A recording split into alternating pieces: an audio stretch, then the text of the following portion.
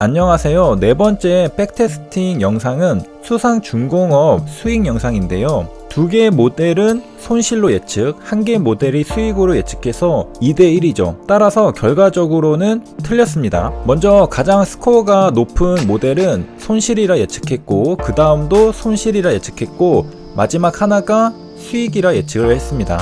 이번 결과도 모델의 예측이 틀린 걸 알 수 있습니다. 이 세 가지 모델을 토대로 의사결정을 했다면 손실로 예측한 모델이 더 많으니까 매매를 안 했겠죠. 하지만 실제로는 수익이 났던 매매였습니다. 이렇게 네 번째까지 틀리면은 이런 의문점이 생길 수가 있는데요.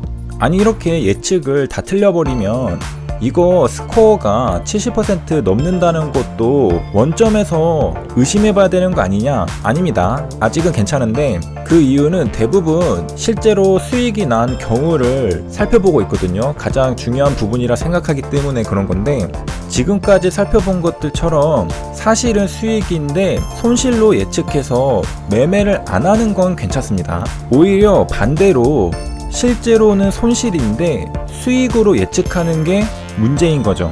그러니까 한마디로 매매 기회를 놓치는 건 괜찮지만 매매를 하라고 해서 했더니 오히려 손실이 나는 경우가 문제가 될 수 있다는 것입니다. 따라서 현재까지 대부분 수익 난 것들부터 백테스팅을 하고 있는데, 수익 난 것을 수익으로 맞춰주면 더 좋겠지만 수익이 난 것을 손실로 예측하는 것은 전혀 문제가 안 된다는 것입니다.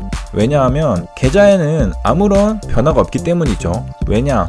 매매를 안 할 것이기 때문에 그냥 보내줬다는 거죠. 수익이 날 수 있었지만 보내주는 것은 괜찮다는 겁니다. 반대로 정말 위험한 건 사실은 손실을 보는 매매인데 수익을 본다고 예측하는 경우라는 거죠. 그러니까 해당 모델들에서 틀리면 안 되는 게 바로 수익으로 예측했는데 실제 손실인 경우입니다. 수익으로 예측했을 때는 확실하게 수익을 내줘야 한다는 거죠. 손실로 예측했는데 이렇게 실제로 수익 난 것은 오케이라는 겁니다. 물론 모델들이 잘 못 맞추는 게 한편으로는 속상하기는 합니다. 하지만 아직까지는 예상한 범위 내에서 머물고 있다는 것이고요. 정말로 문제가 될 경우에는 손실본 매매들을 살펴보는데 그것을 수익으로 예측할 때가 문제가 될 수 있는데, 저는 손실 본 것들은 정말로 대부분 손실로 예측할 거라 믿고 있습니다. 만약 그 믿음을 흔드는 결과가 나온다면 살짝 멘붕이 올 수 있습니다. 하지만 아직 할 게 많기 때문에 그 실패를 원동력 삼아서, 자양분 삼아서 더 발전시킬 수 있겠죠. 아직 할 게 많은데 그 할 것들 중에 하나는 바로 앙삼볼 모델을 만드는 것입니다. 파이프라인을 만드는 건데요. 이 앙삼볼이라는 컨셉은 어디에서 왔냐면 집단 지성에서 왔습니다. 개인 혼자 판단하는 것보다 다양한 그룹의 사람들이 더 better decision 한다는 거죠. 사람들마다 각기 전문 분야가 다르고 아는 지식이 다르기 때문에 그러한 사람들의 지성이 모이면, 그러니까 집단 지성이 만들어지면 더 나은 의사결정을 할 수 있다는 것이죠. 그러니까 혼자 의사결정을 내리는 것보다 여러 명이 모여서 머리를 맞대고 의사결정하는 것이 더 낫다는 겁니다. 모델도 마찬가지로 모델 하나가 예측하는 것보다 여러 가지 모델이 합쳐져서 예측하는 게 더 정확하다는 거죠. 왜냐하면 모델마다 각기 강점들이 다르거든요. 각자의 특성에 따라서 학습을 하는데, 시퀀셜한 데이터인 경우에는 RNN, LSTM, GRU 이런 것들이 더 학습을 잘하겠죠. 그리고 이미지 레코그니션에 더 특화된 모델들도 있습니다. CNN 이런 거죠. 여러 가지 모델들이 있는데 각기 학습하는 방법들이 다 다르고 알고리즘들이 다 다릅니다. 그렇기 때문에 어떤 모델이 인지할 수 있는 패턴은 다른 모델이 인지를 못할 수도 있고, 또 저 모델이 학습을 못하는 어떤 패턴을 또 이 모델은 찾아낼 수 있는 거죠. 그렇기 때문에 그 모델들을 전부 다 한데 묶어서 합치면 더 나은 프레딕션을 할 수 있다는 겁니다. 이것이 앙삼볼을 사용하는 이유죠. 앙삼볼을 사용하는 이유는 각각의 모델마다 각자의 스트렝스, 강점을 가지고 있기 때문이죠. 그런 스트렝스들이 컴플리멘트 해주는 겁니다. 서로를 보완해주고 각자의 결함을 오버컴 해줄 수 있는 겁니다. 단점은 보완하고 강점은 공유하고, 이런 것들이 가능한 게 앙상블인 거죠. 바로 집단 지성의 힘이라고 볼 수 있겠습니다. 그리고 실제 해당 논문에서도 모든 분야에서 앙상블 모델이 다른 모델들을 압도했다는 거죠. 블렌딩, 그러니까 믹스하는 거죠. 섞는 게 좋다는 겁니다. 개별적인 단일 모델보다 여러 가지 특성을 가진 모델들을 하나로 합쳐서 프레딕션 하면 더 정확하다는 거죠.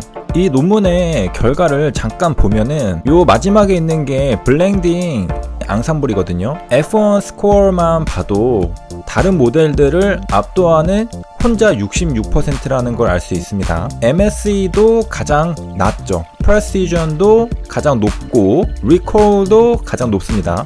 다른 모델들 LSTM, GRU 이런 것들보다 더 잘 나왔다는 거죠. 그러니까 단일 모델보다 썩는 게 성능이 더 좋다 라는 것입니다. 해당 논문은 이 주가를 예상한 건데요. 이거 아마도 시장 지수일 겁니다.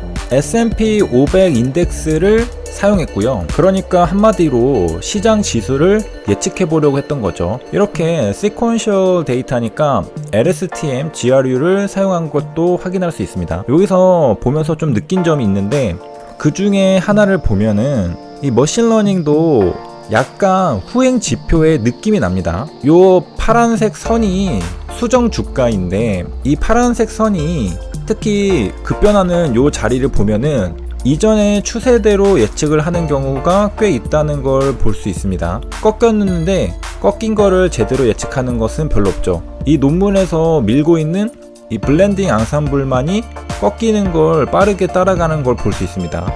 요 꺾이는 걸 포착한 이 블렌딩 앙상블 빼고는 대부분이 다 이 횡보하던 시기의 패턴을 그대로 결과물로 내놓고 있는 걸 알 수 있죠. 여기서는 시장 지수가 꺾여 내려갔는데 다들 기존에 횡보하던 것들만 패턴 인식해서 그냥 그대로 제자리에 있는 걸 확인할 수 있습니다. 그리고 뒤늦게 꺾이는 것들을 확인할 수 있죠. 다 꺾이고 나서 올라올 때는 이제 꺾이고 있다라고 예상하는 모델들이 노란색이랑 조금 보이죠. 여기 점점점도 살짝 내려오고 있고, 그리고 다시 이렇게 올라갈 때는 요 내려왔던 게 학습이 돼서 그런지 우하향하고 있는 추세입니다. 시장 지수는 올라가고 있는데 여기서는 꺾여 내려오고 있죠. 왜냐, 이쪽의 패턴이 학습이 됐기 때문에. 이 초록색 LSTM 같은 경우에는 조금 꺾이고, 이 점점점 파란색도 꺾이고, 갈색 점점점도 꺾이고, 다 조금씩 꺾이고 있습니다. 이런 것을 봤을 때는 이동평균선이랑 좀 비슷하다. 그도 그럴 것이 과거의 패턴을 학습해서 현재를 예측하는 거니까 지금 당장에 어떤 이벤트가 발생하고 급변하는 것들을 예측하기는 조금 힘든 걸로 보입니다. 만약에 시장이 오랫동안 횡보했다면 이렇게 그냥 직선으로 횡보하는 걸로 예상하는 게 가장 합리적이죠. 왜냐, 계속 오랫동안 그랬으니까. 하지만 이렇게 급변할 때는 예전에 학습했던 것들이 고인물처럼 쌓여가지고 쉽게 바뀌지 못하는 것 같아 보입니다. 그래서 이동평균선과 머신러닝이 좀 비슷한 느낌이다. 후행지표의 느낌이 살짝 난다는 것이고요. 그런 관점에서 보면 사실 이동평균선도 머신러닝이랑 굉장히 유사하죠. 사람들이 이동평균선을 보는 것도 또 어느 관점에서는 이해가 되기도 하죠. 그래서 이번 시간에는 네 번째 백테스팅을 하면서 머신러닝 논문까지 살짝 읽어봤습니다. 앙상블에 대해서 공부를 해봤고요. 앙상블 모델이 다른 단일 모델들의 성능을 압도한다는 것을 살펴봤고, 그리고 머신러닝 모델들이 약간 후행적인 지표 느낌이 난다라는 것까지 제 느낌을 공유해 보았습니다. 도움이 되셨길 바라며 여기까지 시청해 주셔서 감사합니다.